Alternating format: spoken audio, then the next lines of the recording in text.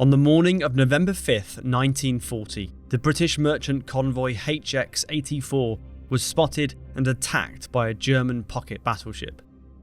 Faced with the destruction of 37 merchant ships and a heavy blow against Britain's survival, it fell to HMS Jervis Bay, the convoy's only escort, to charge the enemy ship head-on and at all costs buy some time for the merchant ships to escape.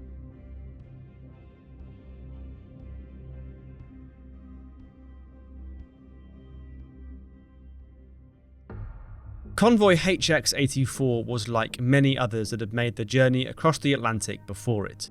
The 37 merchant ships that made it up gathered together off the coast of Halifax, Nova Scotia at the end of October, before sailing east together in a tight formation.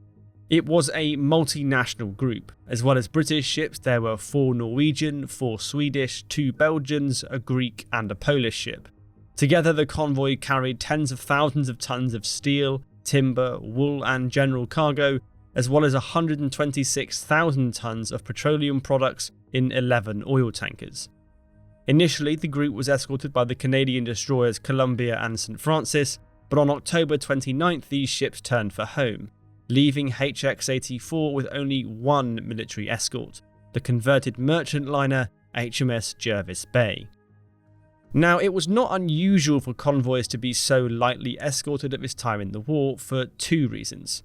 Firstly, the Royal Navy simply didn't have enough ships. Many of those which would be useful for escorting convoys had been retained around the British Isles that year to intercept any potential German invasion.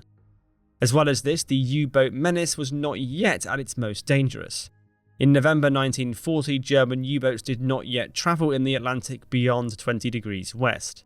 The British knew this, so operated a system of providing anti-submarine escorts to convoys once they reached this line. But until then, with the convoy thousands of miles from Europe, any threat to the convoy was considered very unlikely, so only a token escort was provided. But unknown to the British, in early November a threat to HX84 was most definitely at large. The German pocket battleship Admiral Scheer had emerged into the North Sea on October 26th. Steaming up past Norway before transiting the Denmark Strait during a storm without being detected by the British. Skippered by Captain Theodore Kranker, by the start of November, Scheer had made it into the North Atlantic and was free to pursue her primary objective of destroying as much of Britain's merchant shipping as possible without getting caught. A German surface raider was back in the Atlantic and on the hunt. This video is brought to you by World of Warships, a free-to-play multiplayer naval combat game where you can get up close and personal with dozens of Second World warships and many others. In World of Warships you can take charge of dozens of battleships, aircraft carriers, destroyers, submarines and more in massive 12v12 battles. There's new content released each month, whether it be new ships, in-game nations or even new ship classes. That's on top of over 40 unique maps with dynamic weather and top-notch new graphical effects that bring every battle to life. The ship models go way beyond just being good for a game too.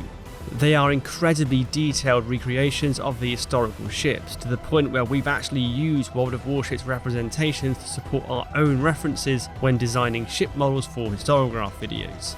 You can download World of Warships with the link in the description and use the code BRAVO on sign up to receive this huge starter pack, including a ship of your choice for free. Check it out at the link in the description. World of Warships is available on PC and consoles, and thanks to them for sponsoring this video. Through early November, Admiral Scheer scoured the ocean for targets, and on the morning of November 5th, hit the jackpot. The ship's float plane spotted a massive British convoy 90 miles south of their position. It was the juiciest possible target, 37 ships, and even if there were any escorts, they were unlikely to have weapons that could go up against Admiral Scheer's 6 11-inch guns. Captain Kranker ordered maximum speed and set off to intercept HX84. That same morning, HMS Jervis Bay was in her position in the centre of the formation of merchant ships. Being a ship of some 15,000 tons, she towered over most of them and was an equivalent size to the Admiral Scheer with which she would soon do battle. Size was where the similarities between the two ships ended though.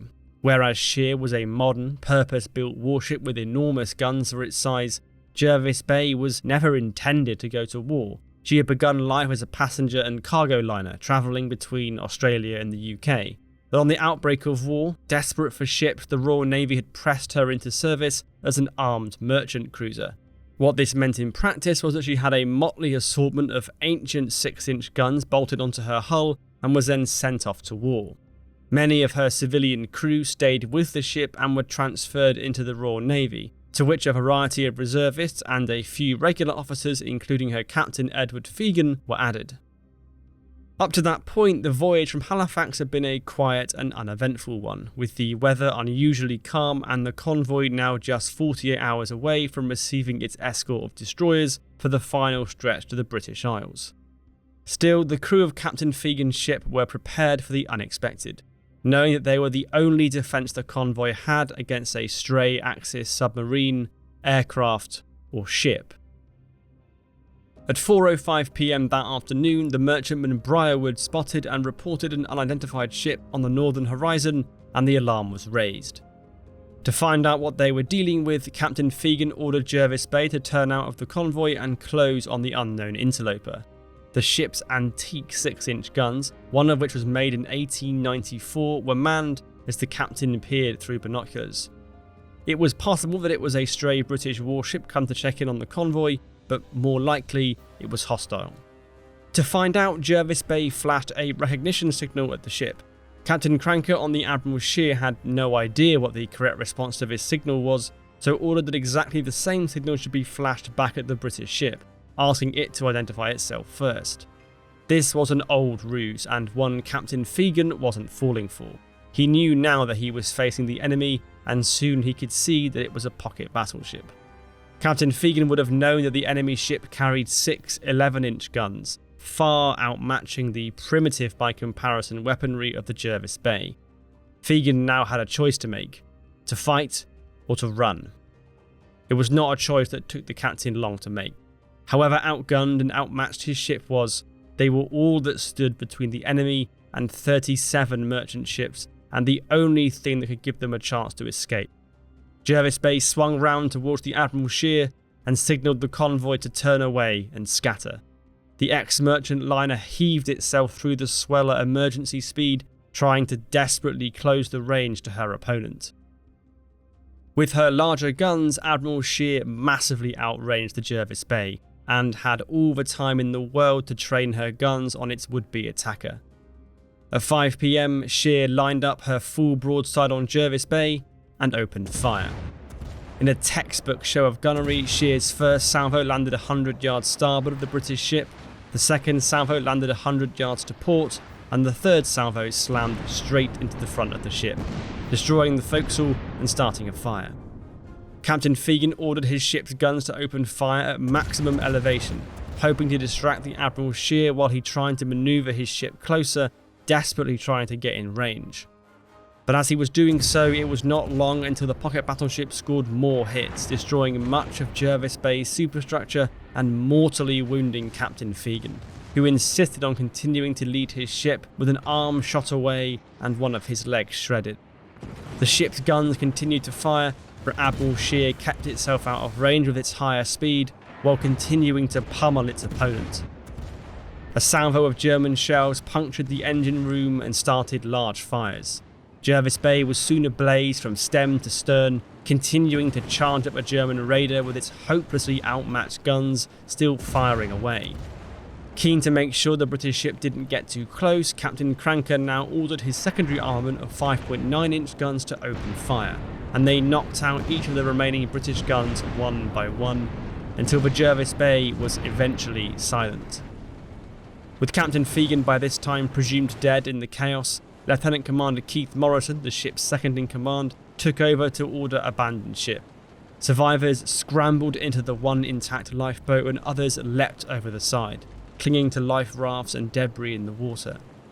Jervis Bay took a long time to sink and did not go down fully until after sunset. The defiance of the Jervis Bay delayed Admiral Scheer long enough to allow the convoy to scatter behind a smokescreen. As well as this, vibrations from Scheer's 11-inch guns had broken the ship's radar, which made it more difficult for Scheer to detect merchant ships in the dark. In the end, of 37 merchant ships in the HX84, 5 were sunk by the pocket battleship as they attempted to flee overnight, with one more destroyed by Axis aircraft 2 days later as it approached Europe. Scheer had also damaged the tanker San Demetrio, but its crew were incredibly able to reboard their blazing ship after a day adrift in lifeboats and then steam it all the way to Ireland without any navigational aids. The sacrifice of Jervis Bay had enabled dozens of ships to get away safely.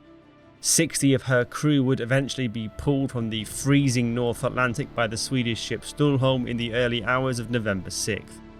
Captain Fegan was not among them, and he soon received a posthumous Victoria Cross for leading the ship in its impossible fight against Scheer.